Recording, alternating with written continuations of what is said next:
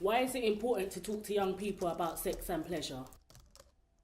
Sexual health is about more than preventing unwanted pregnancy and STIs.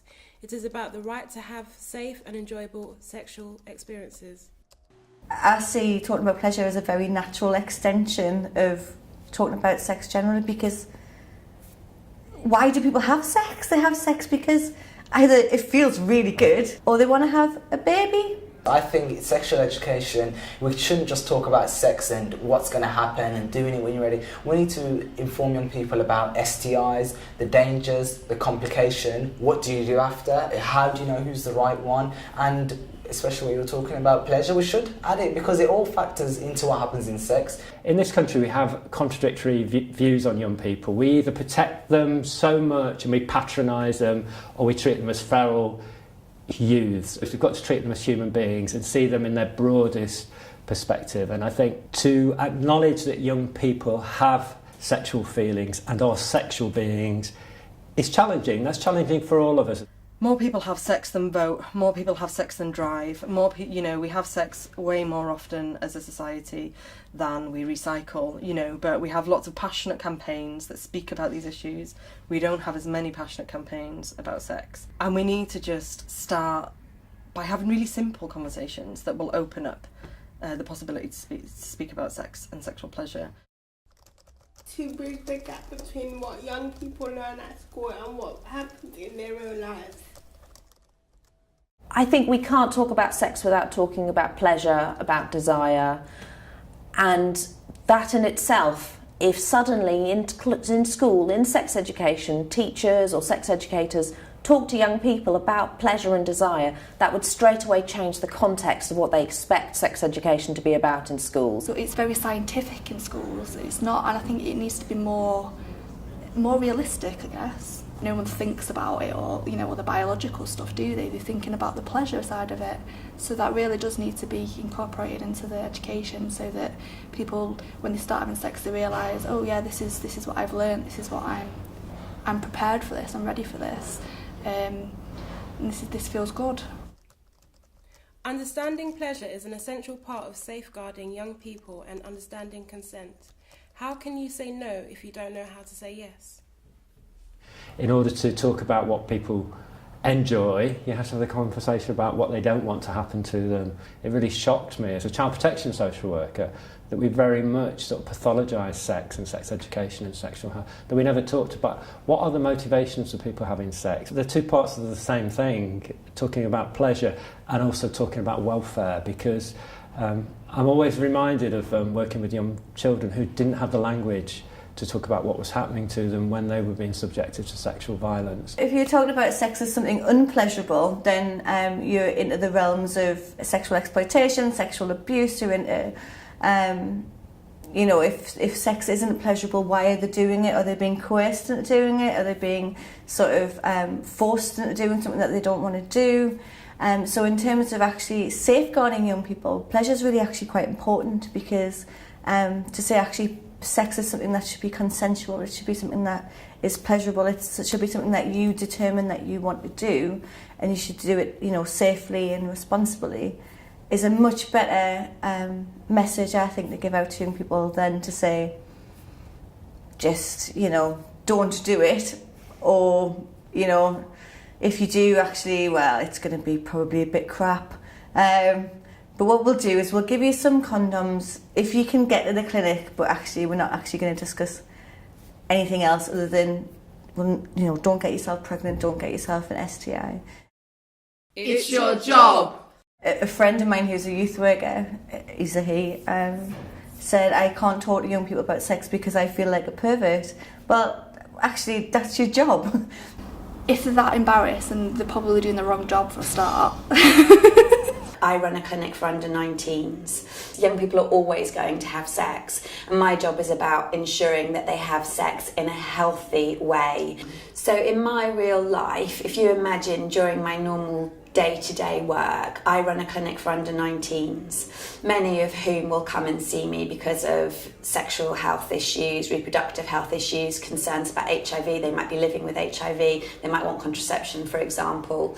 The fear about when you see young people in clinic is that sometimes they might be doing it because of peer group pressure, because their friends have done it, and it's almost about kind of ticking a box because you didn't want to be that one person in the class that hadn't had sex, for example. I'm generalising massively, but obviously we do see young people in whom you think, are you truly ready for this? Is this honestly what you want? And that's where we work really hard in teaching young people that they can say no, and they absolutely have a right to say no. But if you have a young person before you who is having sex, it's part of my job to make sure that they're having safe sex, and that also means that they're having good sex. Health and well-being is very much linked in with pleasure, isn't it? And if you're having sex that isn't good, which is often the case when people first embark upon sex, it isn't great. And it's really important that you talk to people about that. And often it takes a really long time to know what you enjoy when it comes to sex. And it takes a lot for a person to say, this is what I like and this is what I don't like. Of course, that's part of my job. It's not just about, I'm going to test you for chlamydia, goodbye. It'll help you to explore safer and maybe more pleasurable alternatives to penis and vagina sex.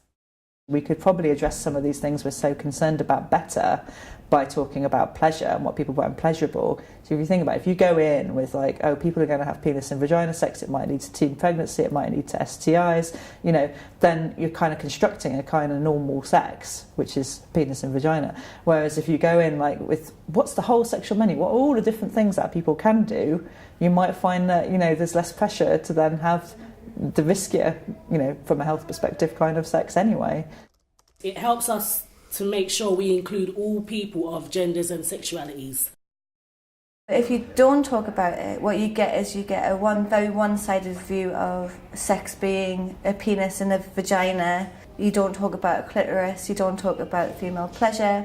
So you may include sort of male-on-male anal sex, but as we know, not all men who have sex with men have anal sex. So you kind of, and then you just exclude women who have sex with women completely from that. Tackling homophobia as well. You know, there are some people who think, oh, a man and woman, they have sex to have babies, but it's like, well, really? Is that all? Like, every time you have sex, it's just to have a baby? Like, if there's more talk about pleasure and stuff, then that hopefully will make people more accepting of people who choose to have same-sex relationships or same-sex sex. Yeah. To challenge gender stereotypes about sex and pleasure. As one young woman said to me once, sex ed's all about boys cum and how dangerous it is. It's never about sort of girls' orgasms or anything brilliant. Young men are supposed not to feel that relationships can be emotionally fulfilling, and I think that's a shame for them, and I've certainly spoken to many young men who gain a lot from relationships way beyond the sexual element of the relationship. So I think for them it's important about allowing them to realise that and sometimes challenge what we've often seen as being peer group pressure to put yourself as the big man who's good at sex. And then for young women it's more about them feeling like it's okay to physically desire sex, as opposed to just having sex in emotionally connected relationships. I remember when I was at school and when I didn't really know much about sort of the pleasure side of sex. I think a lot of it was around guys, boys and stuff, and sort of ejaculation and things like that. So, you know, you talk about them, but not about what happens when girls get aroused, and what girls can do for pleasure.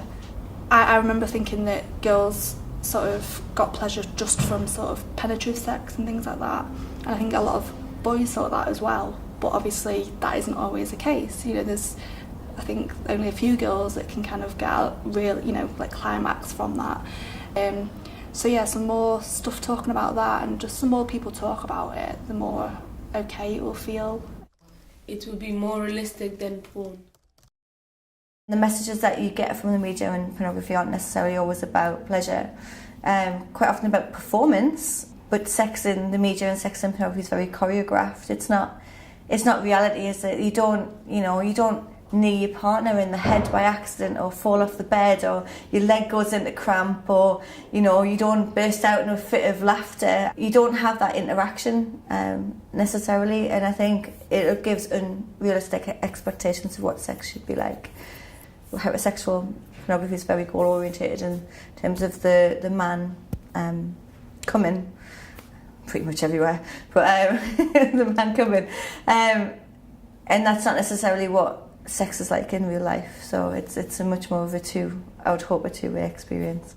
So I think it's important to have those conversations with young people about the difference between fantasy and reality. So young people are accessing this media, and actually I think a lot of young people are quite critical viewers, and they do think about things like body image, and they do think about, there are limitations on what they're being exposed to, I suppose. But I think also, encouraging more of that, critical reading of the things they're seeing, and also asking themselves, what are we not seeing here? There are still a lot of kids that are killing themselves because they're sexually different, and in their school, there's no. I only recently heard a story about a young gay kid who killed himself when only a week before he'd asked his school to talk about being gay, and the school had said no, we won't do it. And you imagine a trans kid or a kinky kid. Again, I don't want to take the emphasis away from actually young people do have agency and they do think critically, but if we can give them more tools, if we can say, this is the stuff we learn, this might be helpful to you, that would be a better way to go than all this taboo and silence around this area. Because it's what young people want.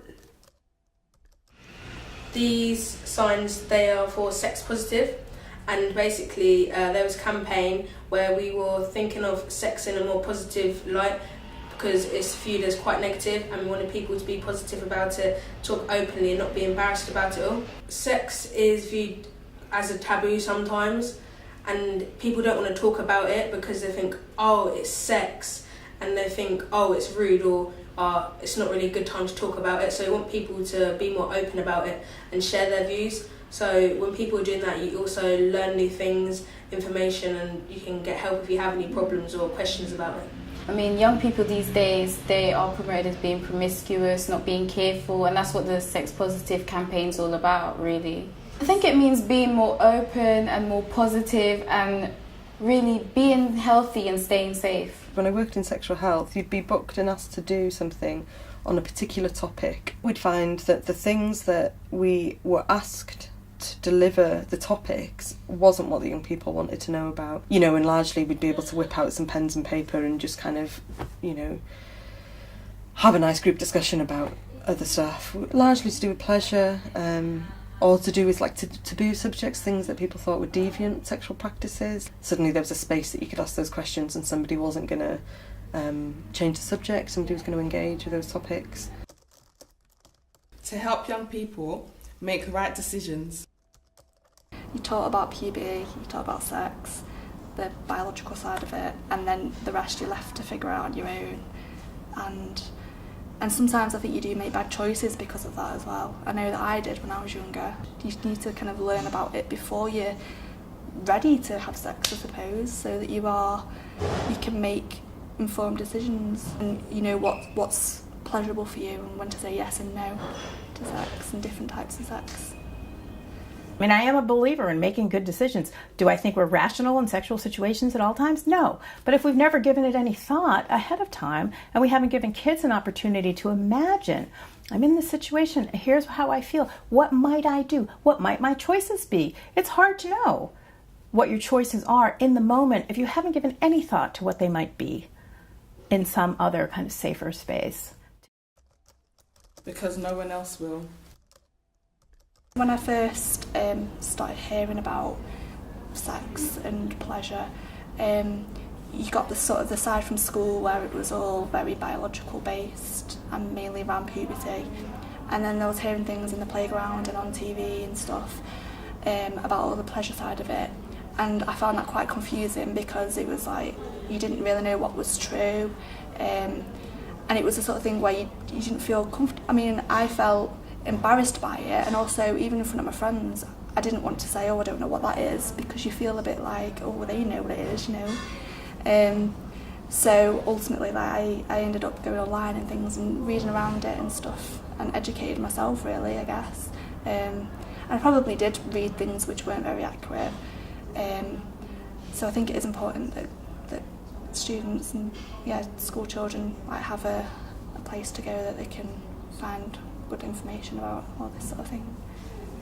If you don't talk about pleasure, perhaps no one will ever talk about pleasure. If you're going to have sex, you're totally entitled to have good sex. No one should put up with bad sex. I think people do it all the time for fear of actually going to speak to someone about it. And actually they should just go and see someone that talks about sex all the time and have a full and frank discussion. Because there's really nothing you can't talk to us about. Have you got a reason 12? If so, we would like to hear from you. Contact us at participation@brooks.org.uk or tweet us at Brook Charity #pleasure.